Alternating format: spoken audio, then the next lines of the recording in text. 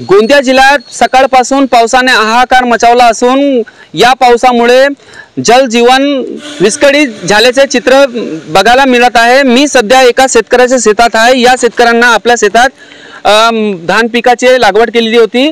धान पीक पाण्याखाली आली आहे। गोंदिया जिल्ह्यात सालेकसा, गोरेगाव आणि आमगाव या 4 तालुक्यामधील 17 मंडलमध्ये अतिवृष्टी नोंद घेण्यात आली आहे।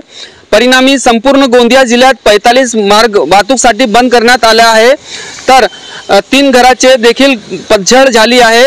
तर गोंदिया जिल्ह्यातील हजारो हेक्टर शेती पाण्याखाली गेलेली आहे आणि वैनगंगा नदीचे पाणी पातळीमध्ये वाढ झालेली आहे आणि गोंदिया जिल्ह्यातील महत्त्वाचे 4 धरणांमध्ये पाणी पातळीत वाढ झाल्यामुळे त्या ठिकाणातून पाणीचा विसर्ग करण्यात येत आहे आणि नदीकाठाचे नागरिकांना वारंवार प्रशासनाकडून सतर्कतेचा इशारा देण्यात येत आहे। साहिद पठाण, TV9 मराठी, गोंदिया।